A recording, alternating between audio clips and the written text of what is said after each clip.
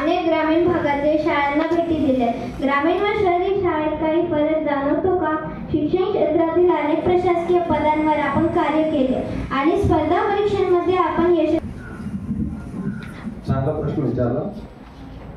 ग्रामीण भागामध्ये आणि शहरी भागामध्ये फरक नक्कीच आहे. ग्रामीण भागात शिकणाऱ्या विद्यार्थ्यांना मिळणाऱ्या सोयी सुविधा, मी तुम्हाला मगाशी पहिल्या प्रश्नामध्ये गोसावी गुरुजींचं उदाहरण सांगितलं, आठवतंय ना? हा, तर अशा शाळेमध्ये की ज्या शाळेमध्ये शैक्षणिक साहित्याची खूप मोठ्या प्रमाणावर कमतरता होती, हे माझं स्वतःचं उदाहरण तुम्हाला मी सांगितलं. पण तुमच्या शाळेमध्ये, या शाळेमध्ये तुम्ही जिथे सांगताय, जिथे शिकताय, तर त्या शाळेमध्ये मुबलक शैक्षणिक साहित्य, त्यानंतर चांगल्या प्रकारचं शिक्षण घेतलेले शिकवायला शिक्षक, आणि सगळ्यात महत्त्वाचं ग्रामीण भागामध्ये अजूनही विद्युत पुरवठा, त्यानंतर आपण ज्याला म्हणतो अगदी आता मोबाईलचा विषय साहेबांनी सांगितला, तर मोबाईल किती लोक वापरतायत म्हटल्यावर आपल्यापैकी 75% मुलांचे हात वर आले होते. तर म्हणजे आय एम सरप्राईज की बाबा तुम्ही प्रायमरी स्टेजला शिकणारे मुलं सुद्धा 70-75% मुलांच्या हातामध्ये मोबाईल थोडा वेळ का होईना पालकांचा येतोय. बरोबर आहे की नाही? ठीक आहे, चांगली गोष्ट आहे.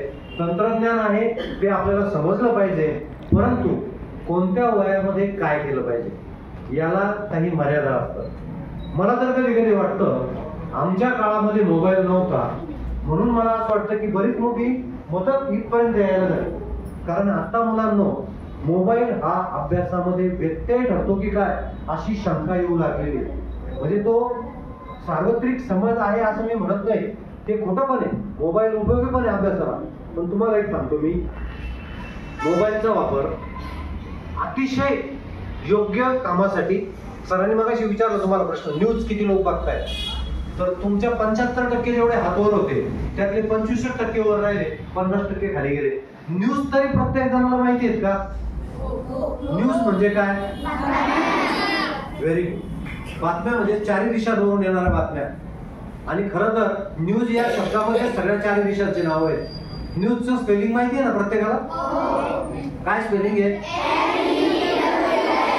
NEWS. N म्हणजे नॉर्थ, E म्हणजे ईस्ट, W म्हणजे वेस्ट आणि S म्हणजे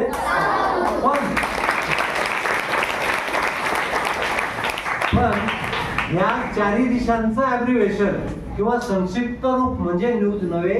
न्यूज म्हणजे बातम्या. अतिशय चांगलं आहे. हे तुम्ही बघताय, सगळे ऐकताय, बरोबर आहे की नाही? टीव्ही किती मुलांच्या घरी? टीव्ही तिकडे मागे. बरं आता खाली करा हात. आता काळजीपूर्वक आहे का? बोलू नका. खाली हात करा. कुणाच्या घरी टीव्ही नाही? टीव्ही नाही. नक्की तपासायला येणार आम्ही. म्हणजे अजून हात वर करताना खात्री करा. एवढ्या मुलांच्या साधारणपणे 20 ते 25 मुलं आहेत. ठीक आहे, खाली हात करा सगळे. तर बघा, टीव्ही असलाच पाहिजे, पण नसला तर काही बिघडत नाही. बघा आमच्या वेळेस मला चांगलं आठवतंय, आता त्या मॅडमचं नाव मी सांगणार नाही, त्या माझ्या स्टाफ मेंबर होत्या मध्ये. त्यांचे दोन्ही मुलं 12वी होईपर्यंत त्यांनी घरामध्ये दूरदर्शन संच आणलेला नाही. त्यांचे मिस्टर PhD होते विद्यापीठामध्ये. त्यांचा मोठा मुलगा फार मोठ्या एका हॉस्पिटलचा संचालक आहे आणि आपल्या विश्वनाथ कारणांचे जावई डॉक्टर उमेश नागरे. तर आणि त्याचा दुसरा भाऊ उमेशचा, तो फार मोठा इंजिनियर आहे. मग हे दोन मुलं 12वी पर्यंत टीव्ही न पाहिलेले, काहीतरी घडलेच ना. म्हणजे उदाहरण मी याच्यासाठी दिलं की तुम्ही बघितलंच पाहिजे. तुम्ही काय पाहता टीव्हीवर? करमणुकीचे कार्यक्रम. दूरदर्शनवर सुद्धा अभ्यासाचे विषय आहेत, पण त्याचं वेळापत्रक आपल्याला माहित नाही. आपल्याला फक्त कोणती सिरियल कोणत्या वाजता आहे, किती वाजता, आणि त्याच्यामध्ये करमणुकीचे कार्यक्रम कधी लागतात हे सगळ्यांना माहिती आहे.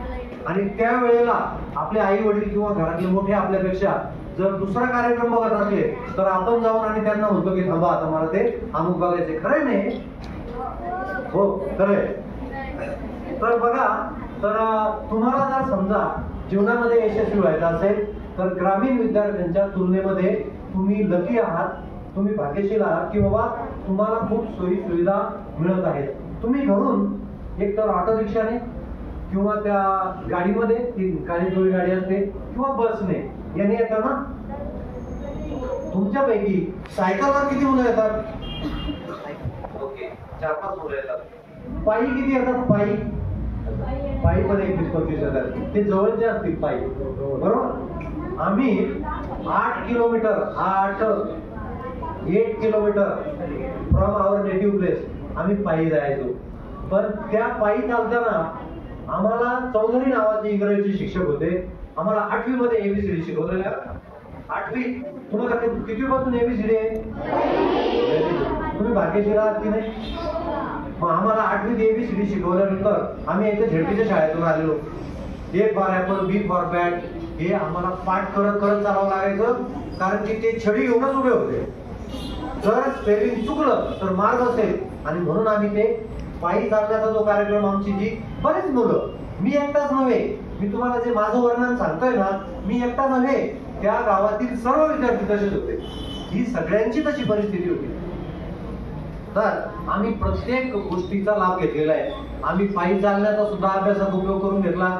आम्ही सगळे मुलं एकत्र बसून, आम्हाला एक गुरुजी होते नवीन आलेले आमच्या गावामध्ये, त्यांचं इतकं आम्हाला स्मरण येतं की त्यांच्याकडे कंदील होता आणि आमच्या घरी चिमणी असायची रॉकेलची, दिवा लावलेला, आणि ते पण आई काय करायची, स्वयंपाक झाल्यानंतर ती विझवून टाकायची, कारण ते रॉकेल पूर्ण पाहिजे 8 दिवस त्या चिमणीला.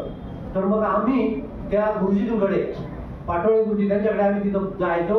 ते कंदील लावून द्यायचे आणि आम्ही सगळे रिंगण करून बसायचो आणि अभ्यास करायचो. तेव्हा तुम्ही भाग्यशील आहात. मी परत सांगतोय की ग्रामीण भागातल्या विद्यार्थ्यांपेक्षा तुम्हाला चांगल्या ऑपॉर्च्युनिटीज मिळालेल्या आहेत. आता राहिला प्रश्न अभ्यासाचा. अभ्यासामध्ये सातत्य ठेवा, दररोज अभ्यास करा, जिद्दीने करा, आणि सगळ्यात महत्त्वाचं कष्टाशिवाय आयुष्यामध्ये काही मिळत नाही. आणि जरी मिळालं तर तो शॉर्टकट असतो, ते टिकत नाही. म्हणून फक्त आणि फक्त कोणतीही गोष्ट, आणि सगळ्यात एकच महत्त्वाचं शेवट